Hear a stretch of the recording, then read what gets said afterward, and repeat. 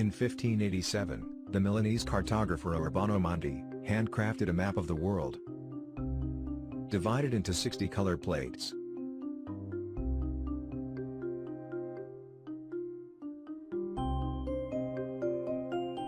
That map accompanied a 4-volume geographical treaty published by Monte in 1590, called Universal Treaty.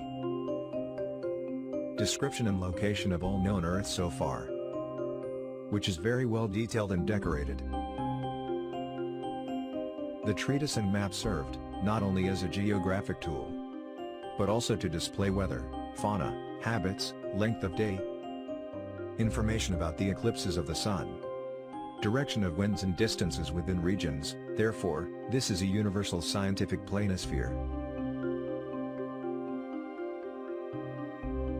The map remained practically disappeared and unknown until modern times.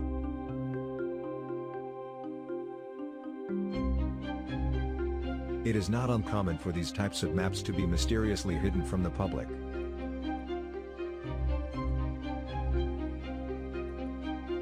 It was obtained by the David Rumsey Center for Maps, Stanford Libraries, California. This map center scanned all 60 sheets and put them all together digitally. The assembled map ended up being roughly a little over 3.30 meters in diameter, being one of the largest maps in the world made in the 16th century. It is unique in history and cartography. This map evidently presents a flat Earth model.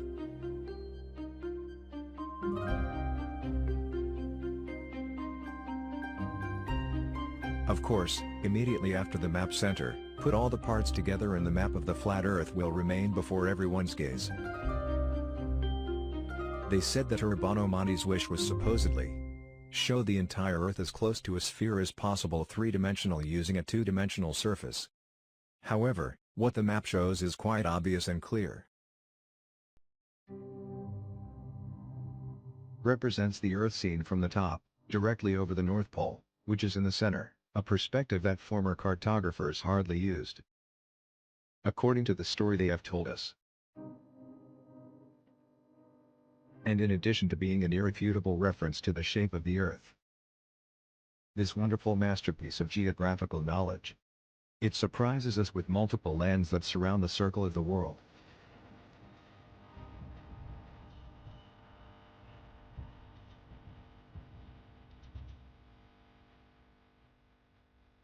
This map is a treasure. Other maps of the Earth also represent what we know as the Antarctic continent, in a circular landmass shape that surrounds the planet.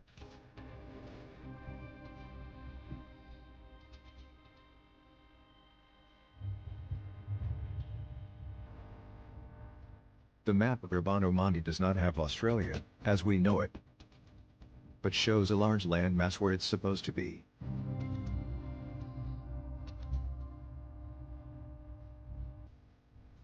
On the map, you can see unicorns, griffins, mermaids, mermen and other mysterious fantastic creatures.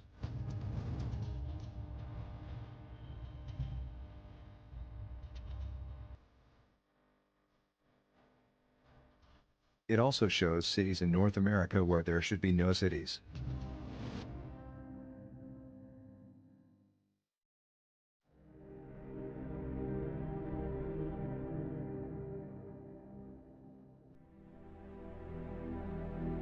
The Sahara Desert is not even close to its current size. In fact, it isn't even there. There are some small deserts located in the vicinity of the Sahara today.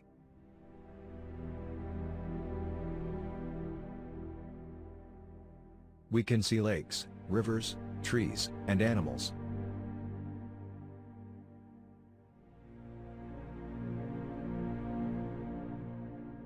What is important, we can see cities or towns in places where scientists they say there shouldn't be any.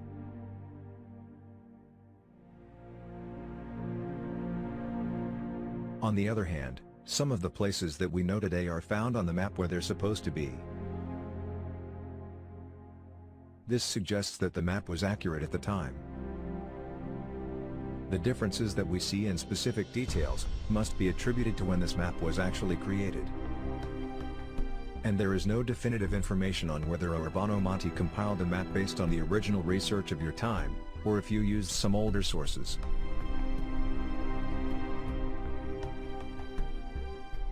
We see that Europe is detailed, everything is in place.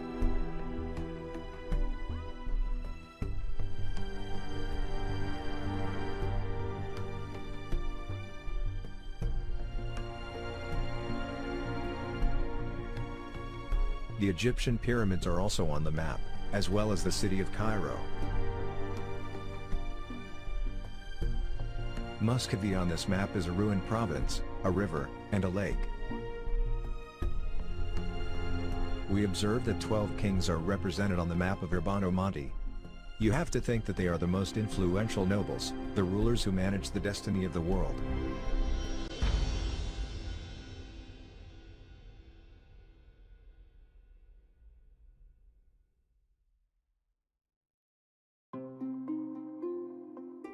In America you can see recognizable and well-defined rivers, coastlines, not just coastal cities, but also cities in the interior of the continent. Lakes, mountain ranges, everything is there. What does that mean? That by then all this territory was explored, learned, mapped. It will be necessary to see what type of cities are these.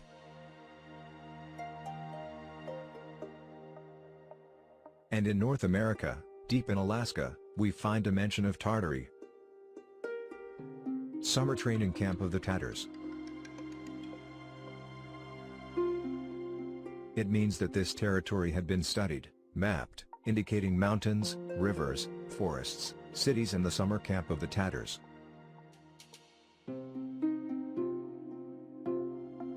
A curious thing is that Acadia, a colony of New France in northeastern North America. It was founded in 1604 and the map dates from 17 years is a little difference. But this is only between the map creation dates and the founding date of Acadia. But, here's another interesting thing, see how America is represented on this map.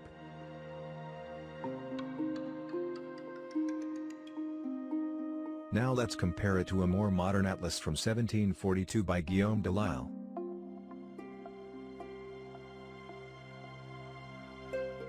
"150 years earlier, Urbano's map shows it complete.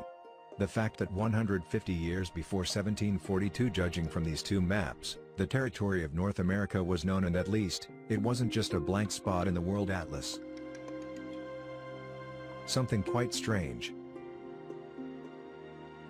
And Africa looks green and flourishing, riddled with a network of deep rivers.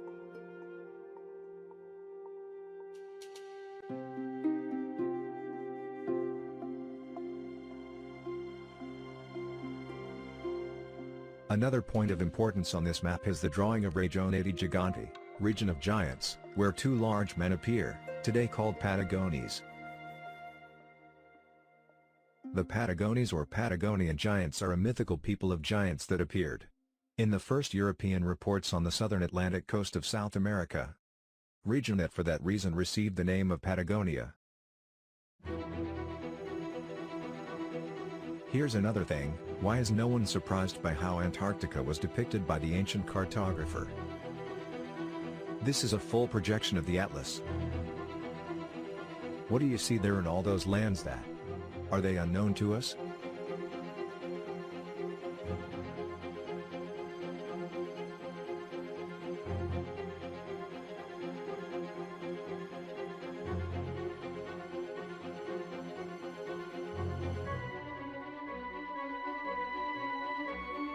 Google Earth wanted to adapt the map to a digital globe and this was the result.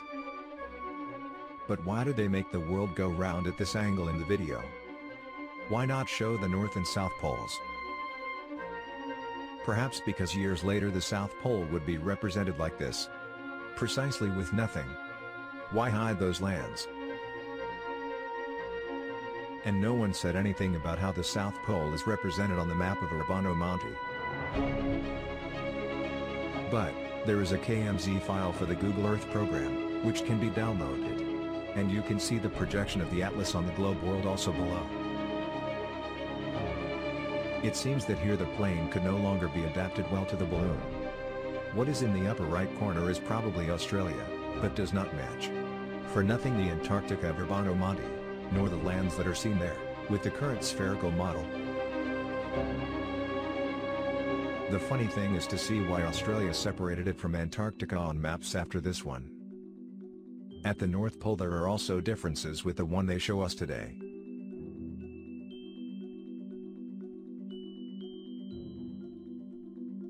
This map also provides extended information about Japan, which was not found on other Western maps created at that time.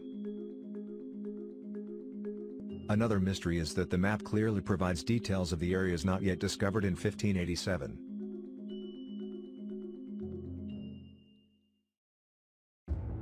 But it all seems very strange and contradictory.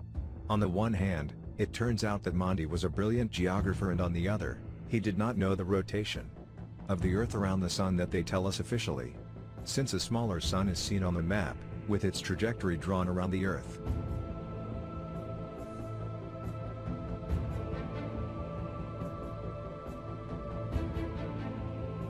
It is also observed that the compass points to the North Pole on the plane of the Earth. Nor does it mean that this map is the absolute truth. It may fit the possibility whether it is false, like many other documents, or not, as it has a lot of accurate and interesting data. This map definitely has secrets and provides for much more analysis and study. Unfortunately, in order not to delve deeper into the map analysis, some say that Urbano Monte was a kind of fantasy cartographer. But how do you explain that, at that time, in the 16th century, someone ordinary like Urbano Monte could map all of America, less than 95 years after Columbus discovered it, and have the entire world atlas drawn correctly and fairly detailed ready? Making a map of the world with such characteristics and that precision is very difficult. Taking into account that in those days there were supposedly no planes, no positioning system, neither telecommunications, nor the technology we know today. Nothing with which a map of that magnitude could be created, according to what we have been officially told. So how did the ancient cartographer manage to create a map so detailed that it is still you can superimpose on the world and get a surprising match of the data? How many million surveyors is to create this map? What complicated surveying equipment did they use? Did they have more advanced tools than you think existed? There would have to be a level of technological capabilities at that time to be able to do this great job, since we are talking about a complete map of the world. So this map could cast doubt on the official version of the story. But as usual, our scientists will probably say that this is a mystery from the past.